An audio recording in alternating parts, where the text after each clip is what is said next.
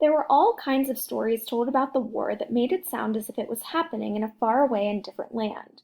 It wasn't until refugees started passing through our town that we began to see that it was actually taking place in our country.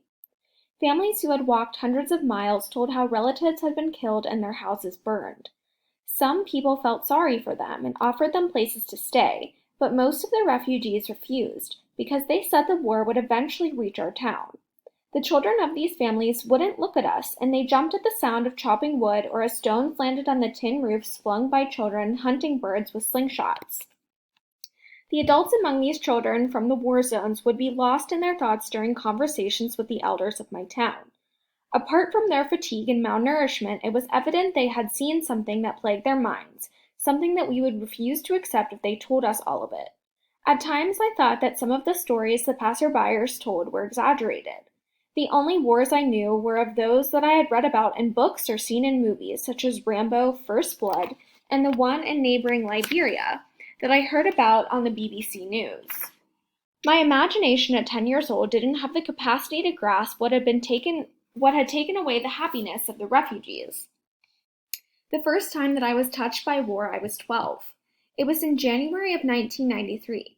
I left home with Junior, my older brother, and our friend Taloy, both a year older than I, to go to the town of Machujong to participate in our friend's talent show. Mohammed, my best friend, couldn't come because he and his father were renovating their thatched roof kitchen that day. The four of us had started a rap and dance group when I was 8. We were first introduced to rap music during one of our visits to Mobimbi, a quarter where the foreigners who worked for the same American company as my father lived. We often went to Mobimbi to swim in a pool and watch the huge color television and the white people who crowded the visitors' recreational area. One evening, a music video that consisted of a bunch of young black fellows talking really fast came on the television. The four of us sat there mesmerized by the song, trying to understand what the black fellows were saying. At the end of the video, some letters came up on the bottom of the screen. They read Sugar Hill Gang, Rapper's Delight.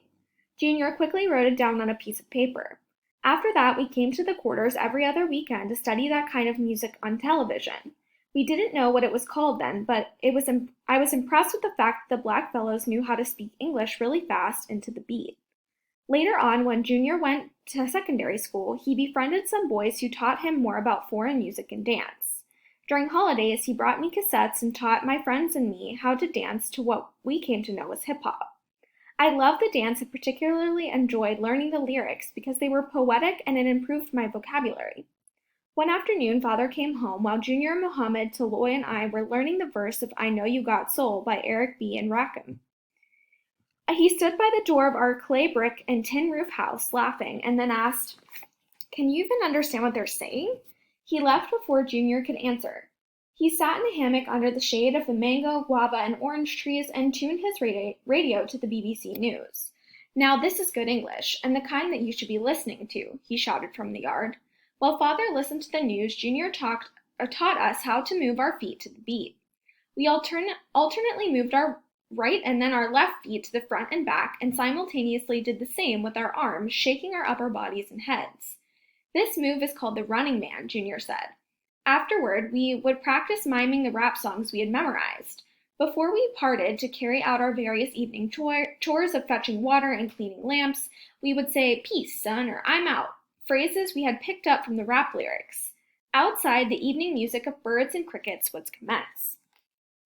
On the morning that we left for Machujong, we loaded our backpacks with notebooks of lyrics we were working on and stuffed our pockets with cassettes of rap albums. In those days, we wore baggy jeans, and underneath them we had soccer shorts and sweatpants for dancing. Under our long-sleeved shirts, we had sleeveless undershirts, t-shirts, and soccer jerseys. We wore 3 pairs of socks that we pulled down and folded to make our crepes look puffy. When it got too hot in the day, we took some of the clothes off and carried them on our shoulders. They were fashionable, and we had no idea that this unusual way of dressing was going to benefit us. Since we intended to return the next day, we didn't say goodbye or tell anyone where we were going. We didn't know that when we were leaving home, we would never return. To save money, we decided to walk the 16 miles to Machujong. It was a beautiful summer day, the sun wasn't too hot, and the walk didn't feel long either, as we chatted about all kinds of things. mocked and chased each other. We carried slingshots that we used to stone birds and chase the monkeys that tried to cross the main dirt road. We stopped at several rivers to swim. At one river that had a bridge across it, we heard a passenger vehicle in the distance and decided to get out of the water to see if we could catch a ride. I got out before Junior and Taloy, and we ran across the bridge with their clothes. They thought they could catch up with me before the vehicle reached the bridge, but upon realizing that it was impossible, they started running back to the river, and just when they were in the middle of the bridge, the vehicle caught up to them. The girls in the truck laughed, and the driver tapped his horn. It was funny, and for the rest of the trip they tried to get me back for what I had done, but they had failed. We arrived at Kabati, my grandmother's village, around 2 in the afternoon. Mommy Kapna was the name that my grandmother was known by. She was tall, and her perfectly long face complemented her beautiful cheekbones and big brown eyes. She always stood with her hands either on her hips or on her head. But looking at her, I could see where my mother had gotten her beautiful dark skin, extremely white teeth, and the translucent creases on her neck. My grandfather, or Kumor, teacher as everyone called him, was a well-known local Arabic scholar and healer in the village and beyond. At Kabati, we ate, rested a bit, and started the last 6 miles. Grandmother wanted us to spend the night, but we told her that we would be back the following day. "How is that father of yours treating you these days?" she asked in a sweet voice that was laden with worry. "Why are you going to Machurjong if not for school? And why do you look so skinny?" she continued asking, but we evaded her questions. She followed us to the edge of the village and watched as we descended the hill, switching her walking stick to her left hand so that she could wave us off with her right hand, a sign of good luck. We arrived in Machurjong a couple of hours later and met up with old friends, Gabrilla, Koloko, and Kalui. That night, we went out to Bow Road, where street vendors sold food late into the night. We bought boiled groundnut and ate it as we conversed about what we were going to do the next day, made plans to see the space for the talent show and practice. We stayed in the veranda room at Kalilo's house. The room was small and had a tiny bed, so the 4 of us, Gabrilla and Koloko, went back to their houses, slept in the same bed, lying across with our feet hanging out. I was able to fold my feet and a little more since I was shorter and smaller than all the other boys. The next day, Junior, Taloy, and I stayed at Kalilo's house and waited for our friends to return from school at around 2 p.m. But they came home early. I was cleaning my crepes and counting for Junior and Taloy, who were having a push-up competition. Gabrillo and Koloko walked onto the veranda and joined the competition.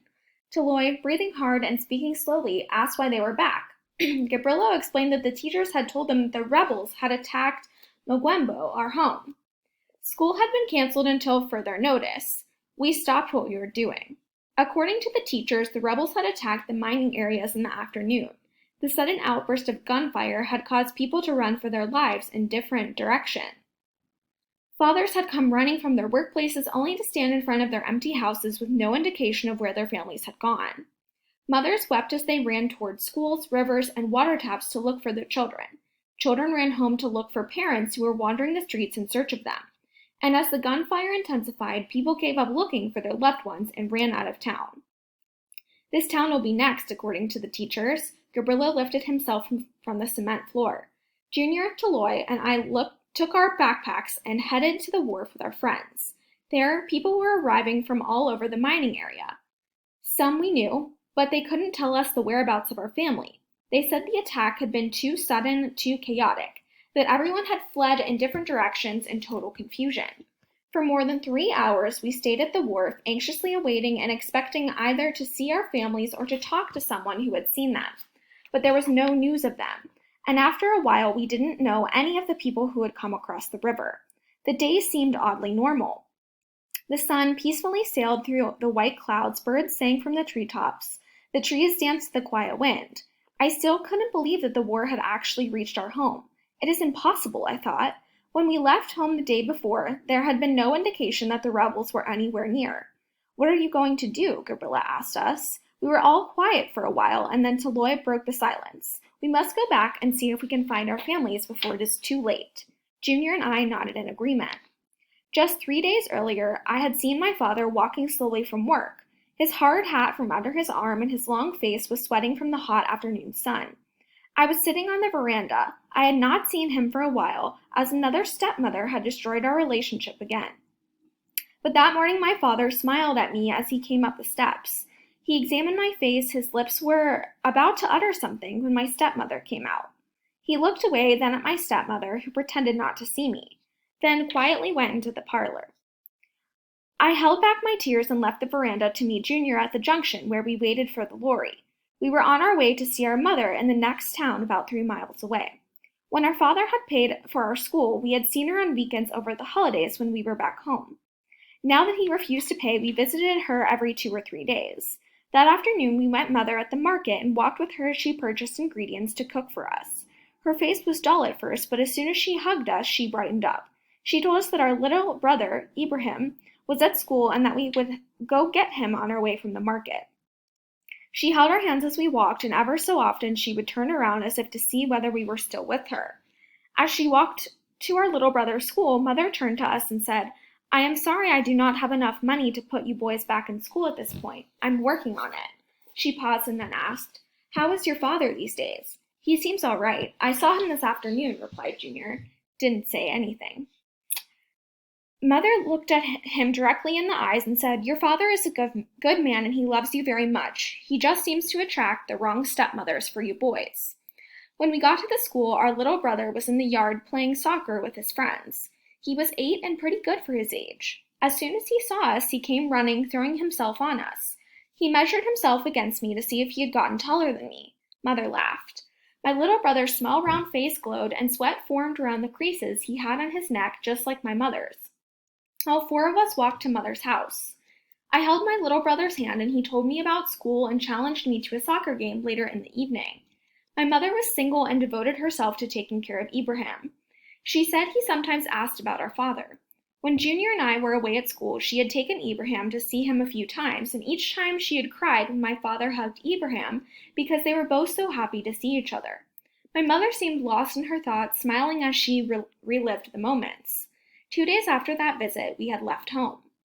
As we now stood at the wharf in Matrujong, I could visualize my father holding his hard hat and running back home from work, and my mother weeping and running to my little brother's school. A sinking feeling overtook me.